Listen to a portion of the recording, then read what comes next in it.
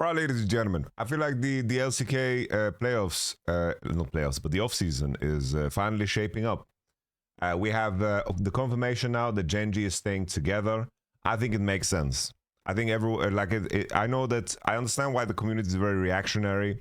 The big change here is, of course, the coaching staff of Ryu. The criticism. I think that the coaching staff of GENG deserves praise for like being a part of a team that managed to be disciplined through and through, right? They managed to be disciplined through and through.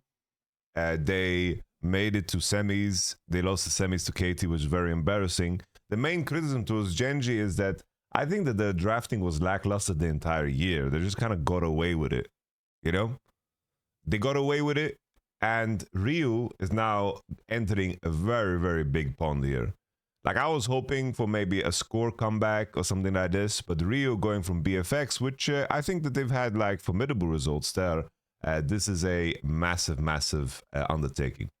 I have to give GENG props because historically their scouting has been pretty damn good. Think about it, right? Think about it, ladies and gentlemen. They found Delight from Bro-Right, Duro. Like, they picked up these players and suddenly they were in the conversation of being the best support. Like, Keria, of course, smoked people, but like, Keria is in his own world. But you get what I'm saying, right? So, with that being said, I kind of trust GENG. I trust GENG when it comes to their signings.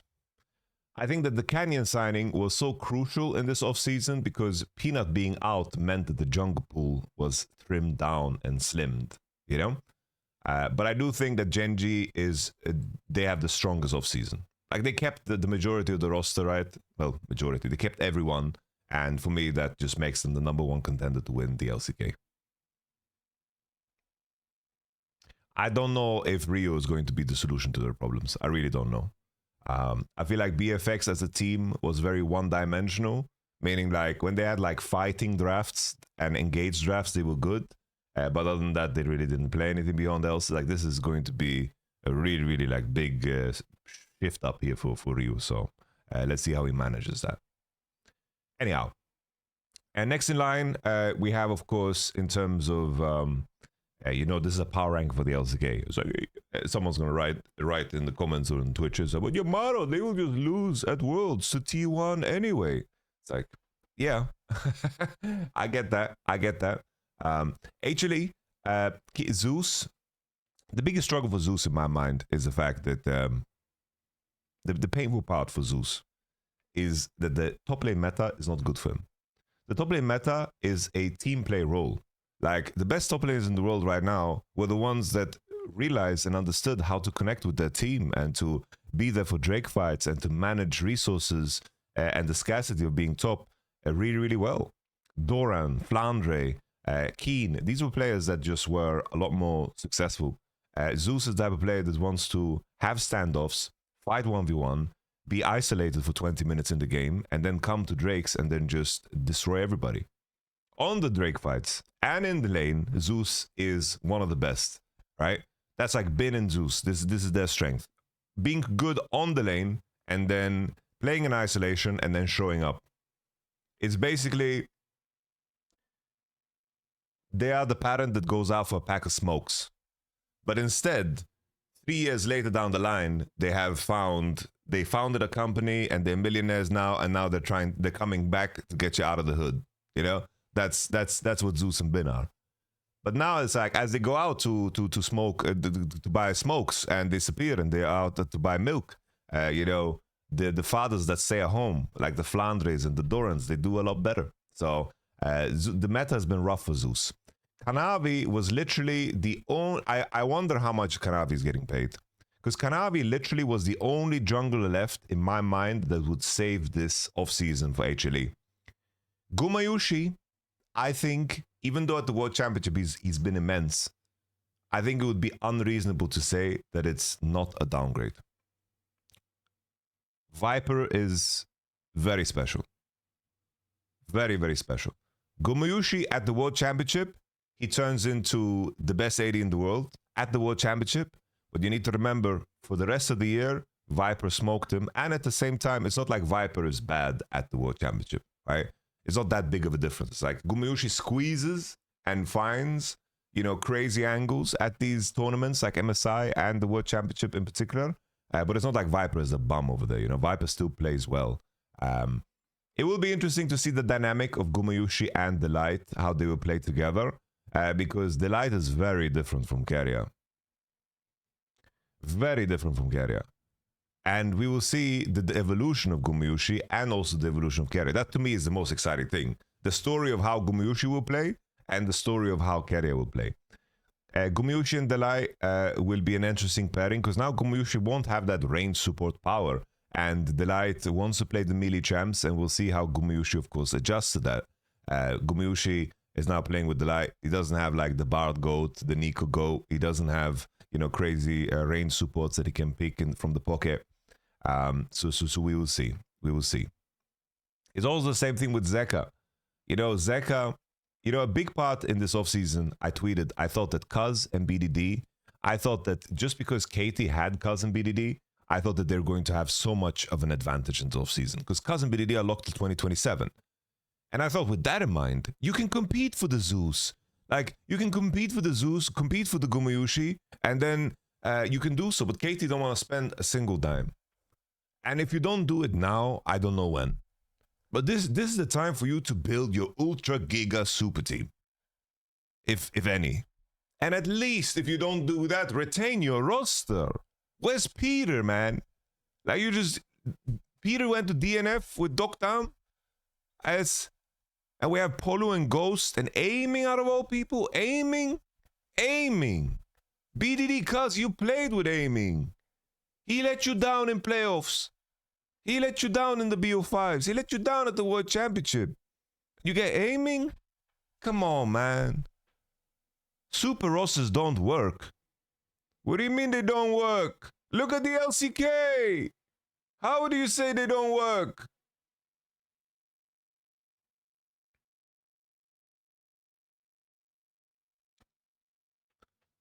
The top 3 teams in the world the entire year was HLE, GENG, and T1.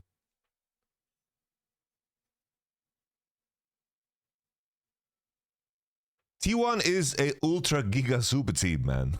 They are. JDG 2023 didn't work. What do you mean they didn't work? Come on, man. You're just baiting. That's bait. That's bait. JDG was the best team in the world until they lost against T1.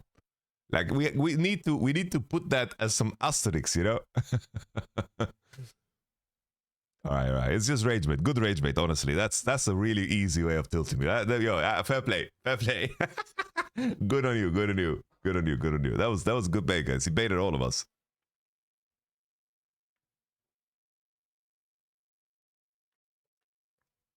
Nevertheless, I think on paper, I have to say, I think Kanavi is a massive signing.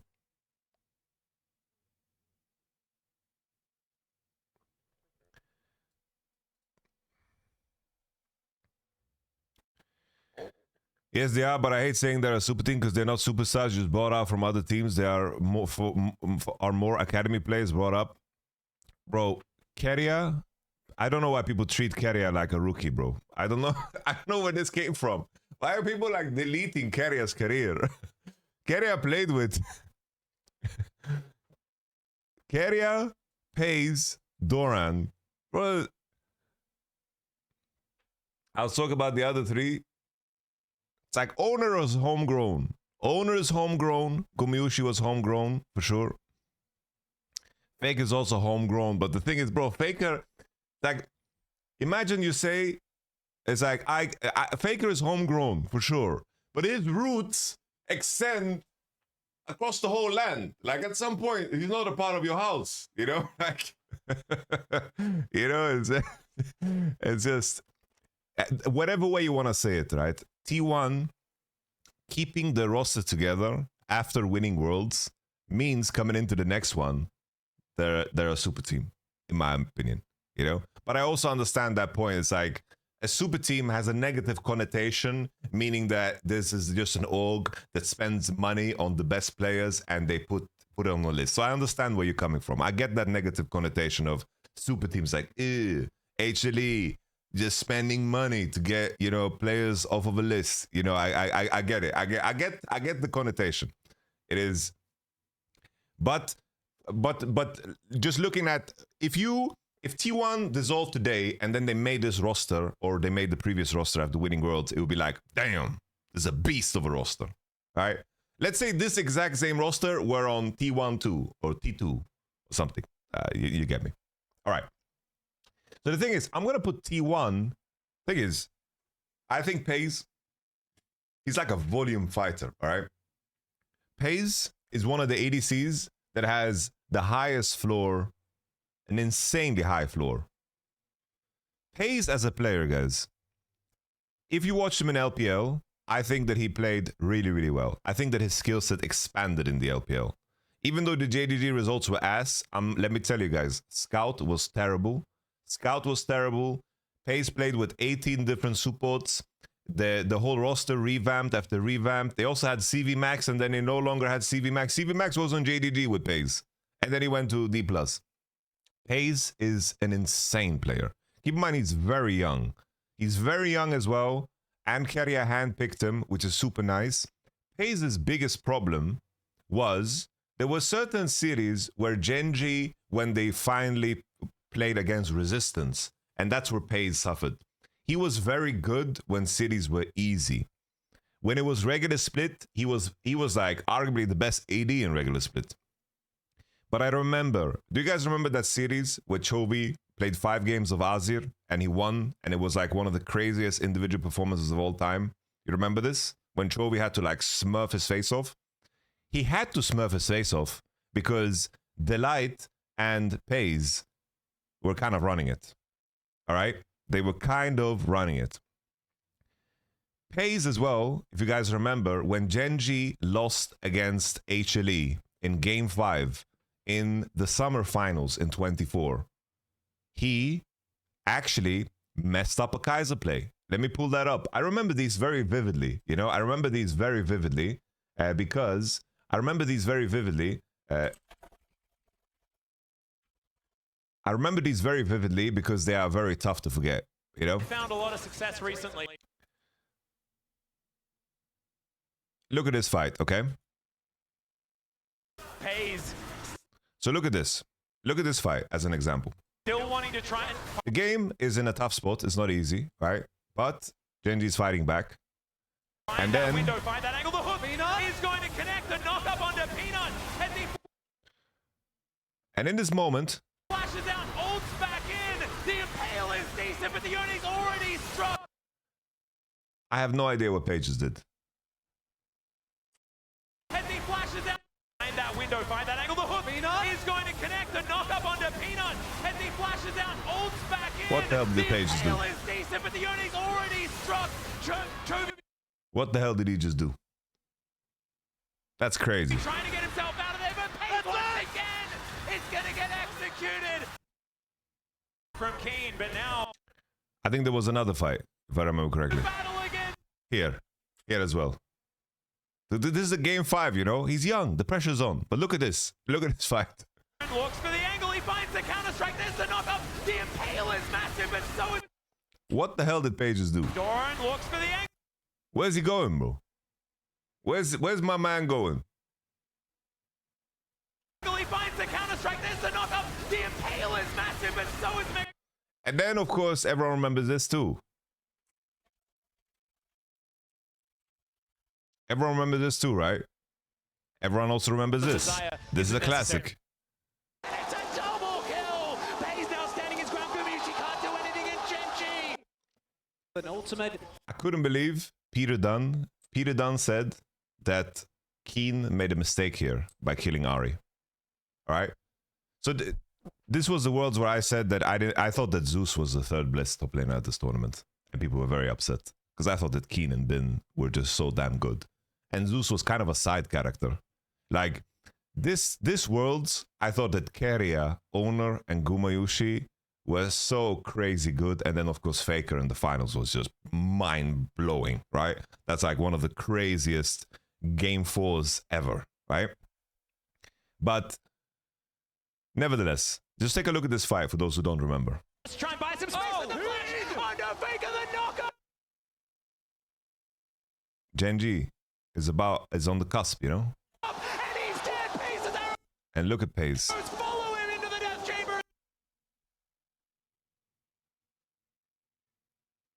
Look at that. The Impale is decent. Ona's still alive. He's so tanky. And it's Gumayusi taking matters into his own hands. The spears go wide. And the thing is, all of this is fine. Peyz was very young, and I remember those when it's like, it's not like they didn't win finals, but for example, MSI. Someone asked for MSI.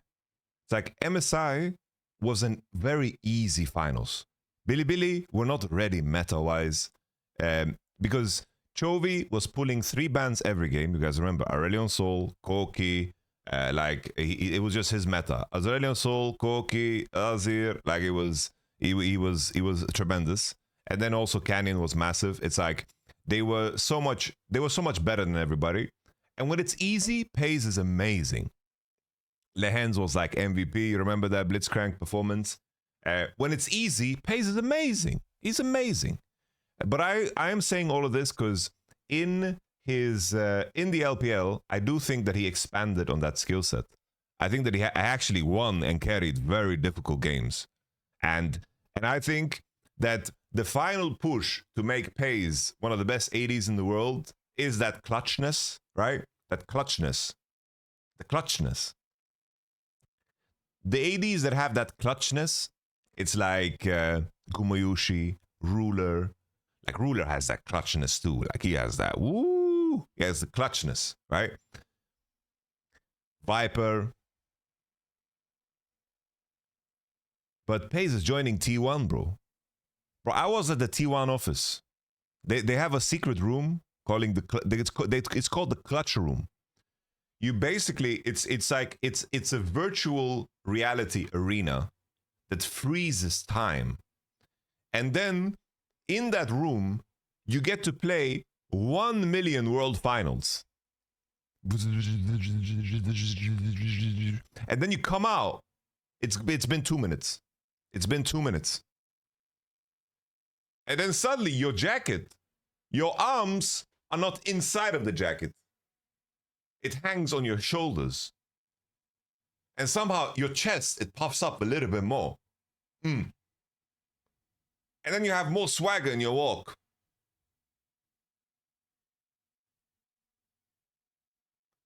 And that's what's going to happen to Peyz.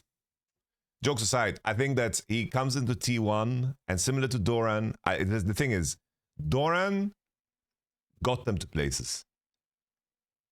Peyz will all get them to places. I think that getting Peyz over Gumayusi might bring bigger risk when it comes to the World Championship, because Gumayusi is very, very clutch there. Will bring big risk. But I do think that this T1 roster, in this current state, I think there is a big chance that they walk away with some LCK titles.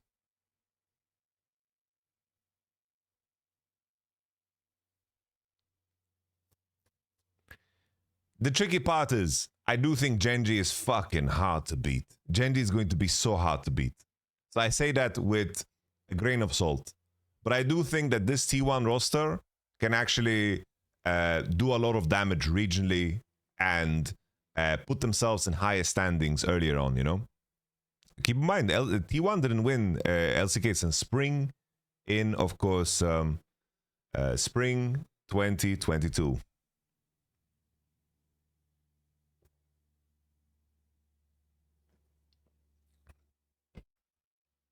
And a lot of people are talking about how Peyz is under pressure. And I can tell you that this is the type of pressure Korean players want to be under. They want to be under this pressure. This is the pressure that people dream of. I have the pressure on me to win the World Championship. some people can only dream to be under that pressure. In your opinion, why do you think not many people acknowledge regional titles, even MSI, when comparing how many awards trophies the team won, especially in Korea? I don't think it's the case in Korea. I think it's the case in Western discourse. Maybe it's the same in Korea too, but I do think that people have a great amount of respect for LCK titles too in Korea. Nevertheless, I think it's just a question of how everything is designed. Worlds has been the big premier tournament in terms of how it's, it is a global tournament. And also, of course, it's a tournament that brings you skins, it brings you legacy, the biggest trophy, it's the end of the year. In terms of how the year is also built up and how digestible Worlds is, it also, if you're a fan watching League of Legends, that's where you start. Anyone who starts watching League of Legends, it's like the World Championship is on, let's have a look. And then it trickles down. It doesn't go the other way around. And I think that part of it matters too. I think that Riot should do their best, in my opinion. It's like nowadays, I think discourse around everything goes so fast. And it's so recency biased. I can even see it in terms of how people talk about me. Where people are like, they got this coach that went 2-7 with KC. It's like, brother, like I have a long career. Like, you're not gonna judge me by my long career. You're gonna judge me for this 2-7 that I went after a couple of weeks' time. It's the same. Like, it's the same thing with for example, Hilly. Like, Hilly getting disrespected is crazy. Hilly had periods which no other Western player can say, besides maybe like Wunder, besides maybe like, Mickey at certain times, where Hilly was like the best Western support. And people are disrespecting Hilly? Hilly? Hylissang made finals with players that never did anything. Never did anything beyond that. It's like the Unicorns of Love rosters. The only two memorable players is Vici Chachi and Hilly. And they had Kikis and they had Power of Evil and so forth. I get it. But they made finals and they made finals and they made finals. Right? When Hilly left that team, it was no more. Are we disrespecting Vardags? We are disrespecting Vardags on the stream. Hilly joined Fnatic. 2018 Fnatic, brother. Hilly, tremendous. Hilly was literally the best support in the world, in my opinion, during that era. Hilly was so far ahead of his time of leveraging Fog of War and scaring the shit out of everybody. I tell you, any player out there, you ask them, which jungler do you hate playing against? They say, I don't mind junglers. I hate playing against Hilly. Because he comes out of nowhere. He's hiding in every bush. He's hiding. It's like Viet Cong. It's like, bro, it's crazy. His warfare was insane. He was so far ahead of his time of leveraging Fog of War and playing the game of psychology, meaning posturing forward onto others and gaining information and posturing as if he has 10,000 people behind him. This is something that you demand this from every support nowadays. But he did this ahead of everybody else. He did this ahead of everybody else. And the amount of finals he played, he's an LEC champion. He played finals on every single team. Every single team he was on made finals except Vitality. And then now people want to clown on Hilly for him performing worse now. It's like, I think this is like so crazy. But of course, this is tied to how the question was, why does Worlds matter so much? In terms of how it's built up, it's easy to digest, and also there's a you know, a heavy recency bias that, of course, attaches to it. Kind of the same discourse with Battle. No, it's not the same. Battle was already terrible in 21. If Battle played good and played less Genshin Impact and tryharded, then I think Showmaker and Canyon would win MSI and they would win Worlds too. The crimes this bot lane did, the crimes this bot lane did to destroy Showmaker and Canyon's legacy, bro, the battle thing is different. It's not the same. It's really not the same. This top side, I feel bad for this top side. Showmaker, Canyon, and Khan. Oh yeah. I remember Battle doing crazy shit. And I think also the DRX run of Battle is so overrated because I think that Deft is so underrated. Deft managed to farm even 1v2 in almost every game. I implore you to go back and watch Battle play during Worlds, and he's like doing shit where he's like playing Heimerdinger. He's like, you know how like Heimerdinger has this swag walk, and then he's like going top lane to poke enemy top lane with rockets with no like big, and then Deft somehow is just laning 1v2. He's just laning 1v2, man. Just straight up laning 1v2, and then somehow was effective every game. Nevertheless, we continue. T1 to me, I think the T1 roster looks better to me on paper than the Hanwha Life roster. I was surprised when people were like, yo, Hanwha Life, this is a giga roster. The thing is, if I compare what I think now about this HLE roster and what I thought about the roster when they announced it at the beginning of this year, I thought that the previous HLE roster was better. But I have to say, Riot changing the whole year to Fearless after Winter Fearless, it was really bad for HLE. I know it might sound counterintuitive because they won Winter and they were the best team in the world in the Winter, but that's because the meta of how they played top lane wasn't changed yet. And now the meta of top lane has changed, and I think that Delight and Peanut suffered under Fearless, and Zeka too to some degree. But I'll implore you to think about the roster that was built at the beginning of the year, to not have that recency bias. Peanut, Delight, Zeka, Viper, Zeus was a insane roster. Insane. That was like a GMing masterpiece that got cucked by Riot. Plain and simple. I do think Kanavi in the LCK is super interesting because I have been raving about Kanavi for the longest time, and Kanavi, in terms of the first 10 minutes in the game, I think that there is no better jungler. And before you say, hey, owners play better than him, relax. Don't drive the comment just yet. Relax. I'm saying the first 10 minutes of the game. Kanavi's early game vision and understanding of timers and how he pressures and mechanically fights and understands his distance control on enemy laners and so forth, Kanavi is sublime. Sublime. And I think seeing Kanavi in the LCK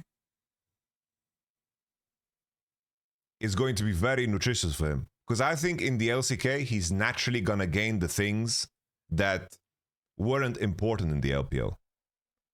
I think there's a world where Kanavi comes out of the LCK as the best jungler in the world.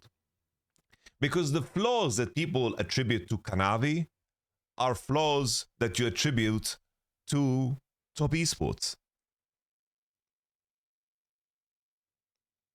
Top esports is the type of team to be like, yo, we need to be winning early games, and then we don't practice our mid to late game, and we're going to win that because we are so far ahead. That was the team. That was the team. And when Kanavi didn't get his ganks off, like for example against T1, did you see how desperate Kanavi played? He tried every way possible to gank bot lane. He was flashing over walls, going on angles. He was just trying to get ahead because he was in the state of mind where if my team doesn't get ahead, it's over. We don't have any Drake set up. We don't have any Baron set up. We have nothing. So with that being said, I think that Kanavi, there's a real chance that he comes out as the best jungler in the LCK. Because I think it's important. That's something that is so rare in the community where people can't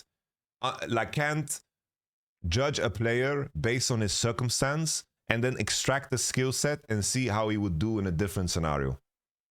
I think Kanavi will be absolutely tremendous. And if HLE come out winning a split, I think it's going to be because, oh, it's Zeka's month. And also it's because Kanavi just happens to be so damn insane regionally.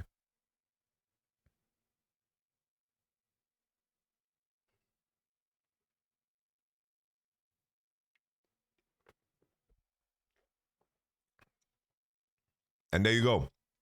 That's number 3.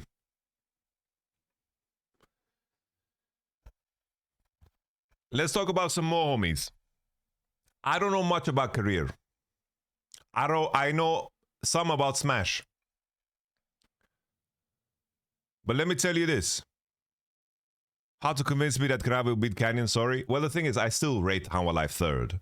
Like, I'm saying all of that because I'm trying to paint a scenario in a world where How Alive manages to beat T1 and, of course, GENG.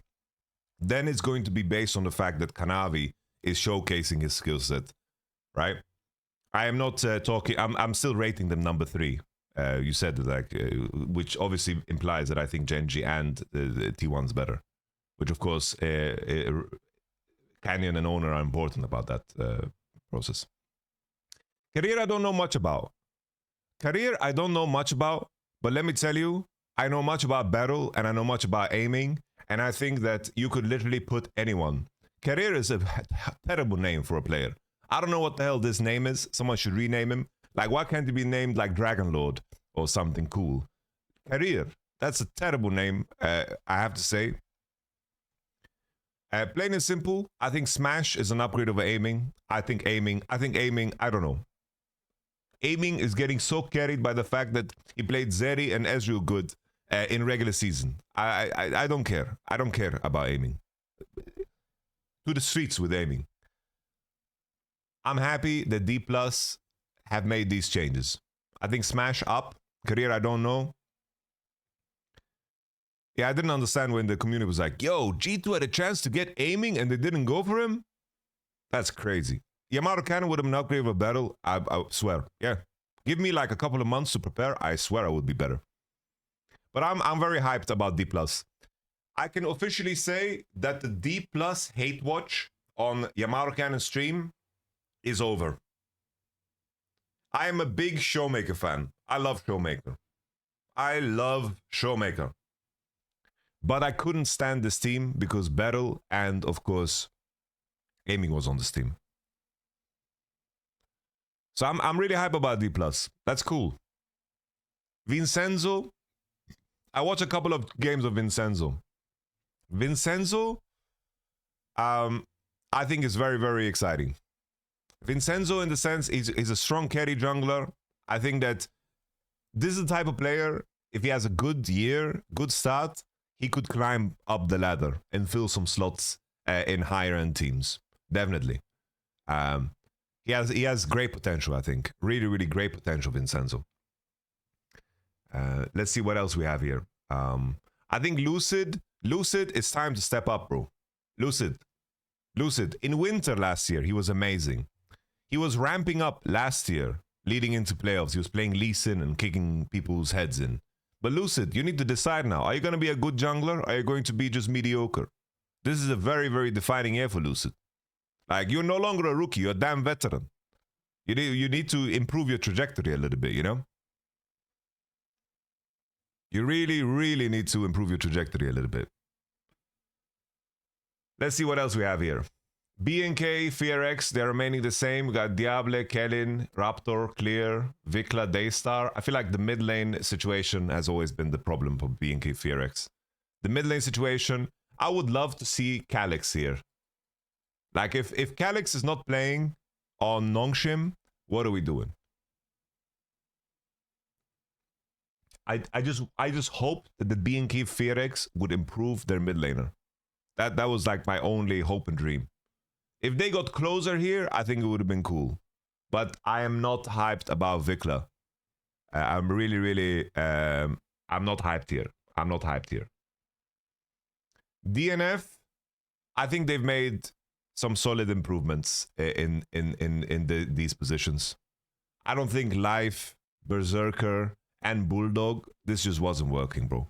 Bulldog has been high elo for so long, and he doesn't perform in the LCK. He just doesn't perform at all. He just doesn't. He just doesn't. So DNF, considering where they were last year, I think there's any changes would be good, pretty much, you know. KT Rolster, this is just disappointment. Like, this is just sad smiley, bro. Sad smiley. I'm gonna add some tears as well. Why not? I'm gonna cry. I'm crying. Like, it's just, I'm just sad. I don't know, bro. You have BDD and Cuz, and you can't contest this off season. Just sell BDD, bro. Let BDD go anywhere else. You know, literally. You know, how hype would it be even if BDD was working with these guys? Even if he worked with these guys, it would be fun. Like, you can put Cuz in there because Cuz was insane. But imagine you have BDD together with Clear, Diable, and Kellin. Bro, I would be hyped. I would be hyped, bro. I would be hyped. I'm supposed to get hyped about Ghost on support. Honestly, Ghost on support might be good. That angle, I don't think is too crazy. But aiming, I don't know, bro. I don't know, bro. What? It's like, how much more does Cuz and BDD need to increase their value, man? Like, how much more do they need to increase their value? HLE BDD would be just crazy. Anyhow, Nongshim, I believe Lehens and Kingen are staying here, right? I believe they are. I believe that Kingen and Lehens are staying. Taeyun, honestly, Taeyun was good. I like Taeyun, and like, he was on WE. He was playing with Monkey and the gang. I think Taeyun is really good. Really good. I think this is a player that is good that is brought back. I like him. I like Taeyun. I really like Taeyun. Scout, thing is, Scout is a legendary player. He's been busy for a very long time. This year, I mean, and also partially the last year. I don't blame him for last year. Most of this year. This year was not good. Don't get fooled by him being all pro. I don't even know how he made it. I think that Scout was not good. But, I repeat, Scout moving to Korea, this is one of those circumstances where you have to judge a player in the sense that Scout has had periods where he was literally the best mid laner in the world. Had periods where that was the case. Okay? Considering the competition, that is a crazy thing to attribute to somebody. At worst, he was like a top 3 mid laner. You know, in many periods. Not top 3. But 2023 was a crazy year for Scout. I don't know, I was watching some Scout Jace games and he literally was insane.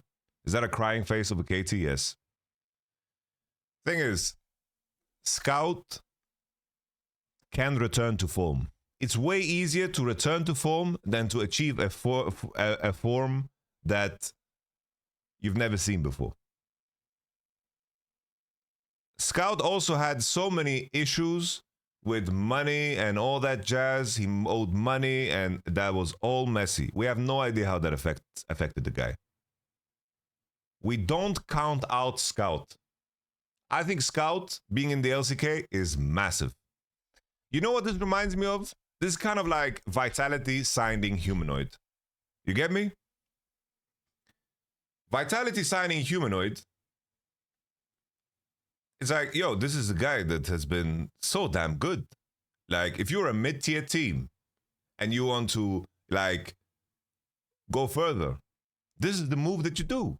This is the move that you do. Because the truth is, if you are having a good run with Nongshim, with the players around you, and you're then posturing to play against the top 3 mid laners, or top 4 in this region, Zeka, Chovy, BDD, Faker, that is a very, very tough road to go through. Mid lane is too important in the LCK. And I think Scout is a very, very reasonable move. Because the thing is, even when I say that, people are going to laugh at Zeka, because Zeka thumps everybody below him. Thumps them. Okay? And I think Scout is a good bet. I really think so. I think Scout is a very, very solid bet. So I'm hyped. I'm personally hyped for the Scout signing. I don't want to do that reactionary thing. Like, I think it's important to zoom out and be able to look at players for who they potentially are. Sponge is also cool. I like Spongy. I like Spongy. You know what I like? I like Hambak. Where's Hambak? I need these Kung Fu demon junglers that play Lee Sin and mechanically are demons. I don't want to see Croco. Croc, any of these guys, I don't want to see them. Hambak, Spongy, cool. I like it. Raptor, Spongy, Hambak, cool. Keep that up. Keep that up. I like it. Vincenzo, very good. I like it. Spongy, Hambak, Raptor, Vincenzo, this is a very cool class of junglers. You know? Because mechanically they are very nice. You know? Demon mode. Anyhow. Biryani Blade, I don't know. This is a team set up to torture Teddy. I think OK Bro are trying to make Teddy retire with this roster. That's what I'm looking at here. That's what this looks to me. This to me looks like the worst roster in the region. Like, this to me is number 10. Straight up. This to me is number 10. And I don't even know who's on DRX. Okay? I don't know who they get for mid. I don't know who they get for top. And still, I'm putting Bro 10th. Casting, Fisher. I don't know what's happening here.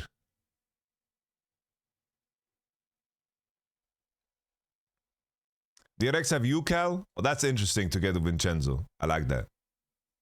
I like that. Okay. So if I'm going to rate everything else, honestly, I'm probably gonna, the easy one is KT4. KT4, just cousin BDD. KT4 is the easy one.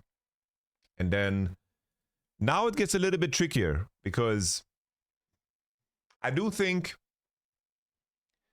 Nongshim, if they have King and Lehens, honestly, I think a big problem for Nongshim was their whole problem surrounding AD. I just don't think their AD was good, honestly. I don't think their AD carry was good. They were playing with Jiwoo, I believe, and I think that he had no presence in the game. They played without an AD for the majority of the games they played the entire year, in my opinion. He didn't lane well. He didn't carry well. I don't know what the redeeming qualities there were there. I'm very sorry. Taeyun is an upgrade. Taeyun is a damn upgrade. And I like Spongy too. I'm not a big fan of Gideon. I think Gideon is basically a worse... Gideon is a worse version of Peanut. KDF Taeyun was better than wasn't better than Jiwoo though. Taeyun was good on WE in my opinion. Gideon, I think, is just baby Peanut. That's where I put Gideon. If he's playing Poppy, he's playing some tank jungle, I like him. I like him. Xin Zhao, keeping it simple. Maybe in BO3s can be solid. I want to see the mechanical prowess, you know. But I'm gonna do the bold claim of putting Nongshim number 5. Number 5 for me. And then BAK Fearex, bro, if you change your mid lane here, I think I would be a lot more hopeful for you guys. I would be a lot more hopeful for you guys. But I'm gonna put DPlus 6. And I'm gonna put BNK Fearex 7. And I'm gonna put DNF 8. And then I'm gonna put DRX 9.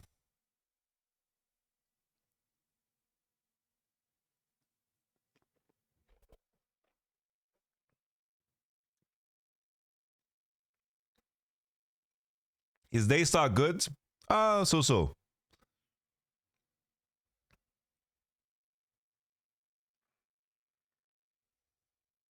Can Calyx outperform Scout and take his place? Yeah, who knows? Who knows? Maybe.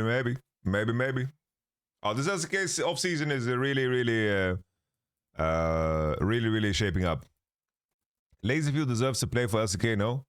Yeah, I don't know deserves and deserves. Like deserves is a tough sentence, you know. Deserve is very steep to say.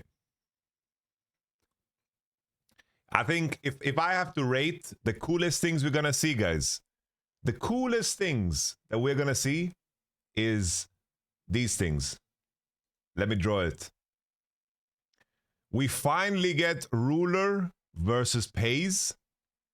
We get Gumayushi versus Keria.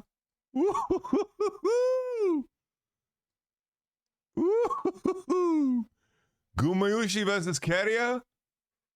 Ruler versus Peyz.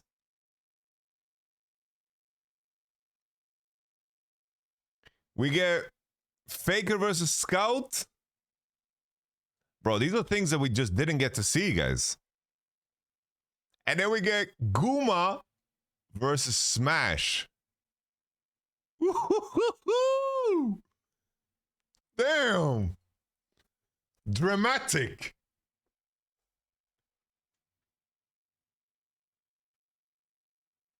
Oh.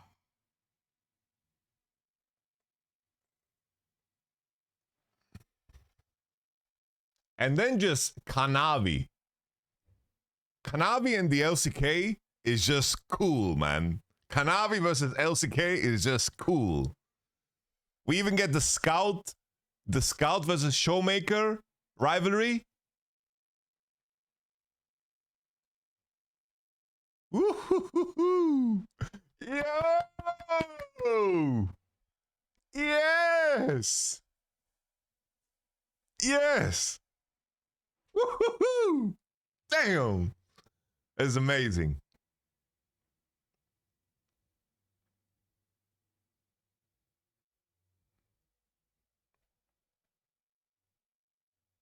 I have to say, all of this versus BLG. BLG are doing the last dance for the LPL. If this BLG roster doesn't win Worlds, and I'm saying it's really damn hard to win Worlds, I don't know. It's just over, no? It's just over.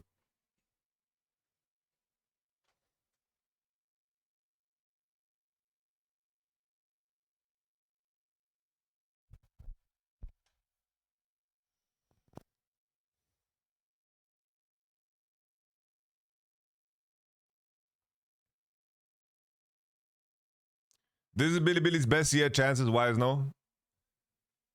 Like, I don't know. 2023 was such a strong year for China.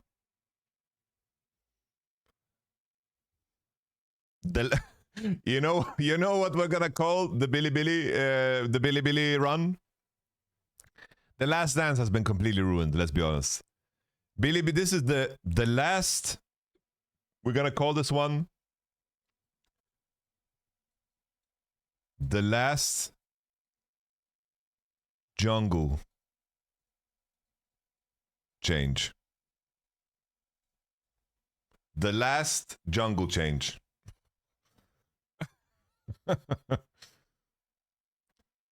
The last jungle change. There you have it. the first time we see Chovy versus Scout. That one I'm less excited about because I think Chovy is just going to chop him up. Scout needs to earn that in order for that to be hype.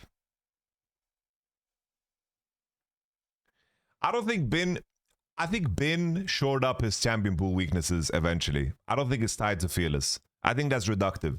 I think Bin got exposed in the fact that he seems to be a fucking diva. Let's be honest. He seems to be a fucking diva. Which is very sad because he's like so deep into LPL. He seems to be a fucking diva. And at the same time,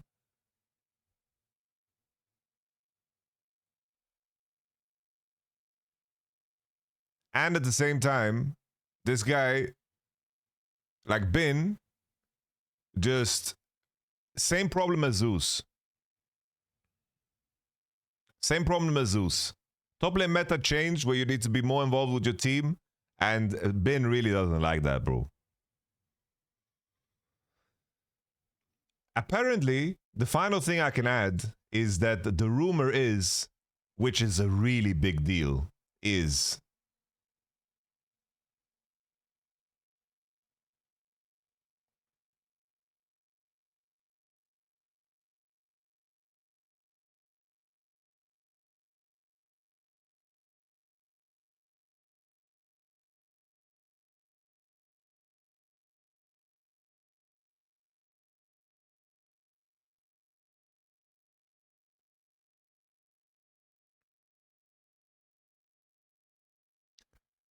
if Score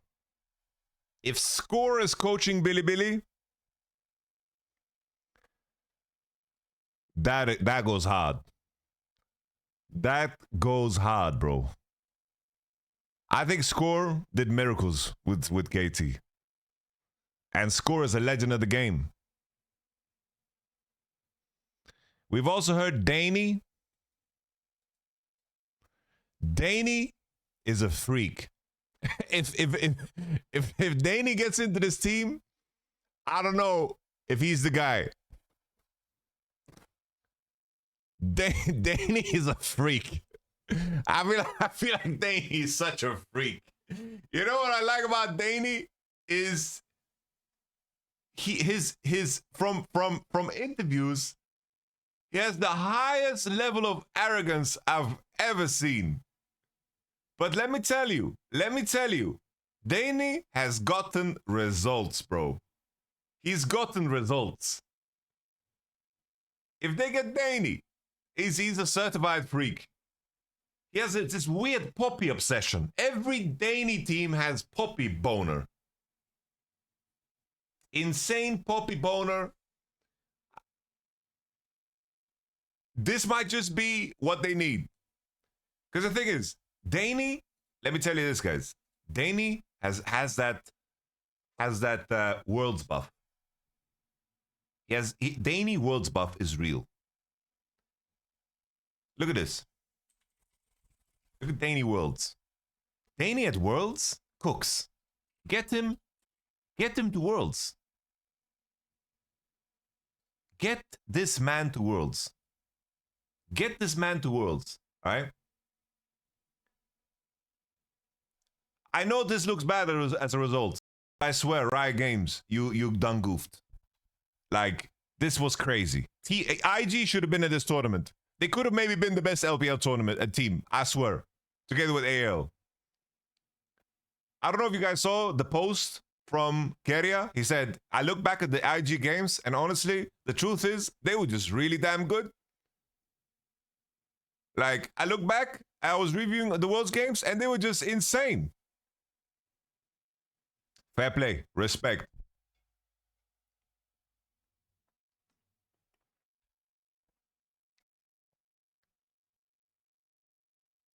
Worlds 2024. Bro, why can't I show more? I need to see more, bro. Can we get the complete results? Guys, do you remember Worlds 2024? This Weibo roster, bro. This man was cooking, bro. He made finals, bro. He made finals. You remember this shit? Do you remember this shit? Danny made finals, bro. let me tell you guys, they dropped the game against Fnatic at this tournament.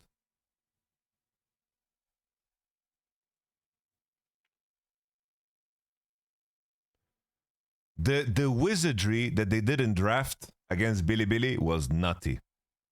They basically won because they had way better prep. Let me show you guys. Do you guys remember this Worlds? 2023. Let me remind you of the Worlds 2023. This is the one where suddenly everyone has to play ranged bot laners. Ashe AD, Ashe support, all that jazz. You remember? Look at the cooking here that Weibo Gaming did against Bilibili. So first we had the Rumble, and then we had the Milio Blind. Look at that. Aphelios Milio Blind with Belvet Jungle. Bro, this is freaky. What is this freakdom? This is one of the freakiest things I've ever seen. This is Freak City. This is Freak City, man. And then the follow-up, he had the Caitlyn Lux, based. And then the follow-up here, Ashe, Varus takeaway into the Caitlyn, Kalista. We went deeper. And then we had the Quinn. You remember the Quinn? The Quinn, bro. The Quinn, Heimerdinger. He's just such a freak, man. And then the final game, Weibo Gaming, with Maokai, Kalista, Renata, Glask into On. I loved it, man. I loved it. Danny is a freak. He's a freak. There's no other way to put it. He's a freak. I love it. I love it. But nevertheless, that's the LCK off season. What a good time.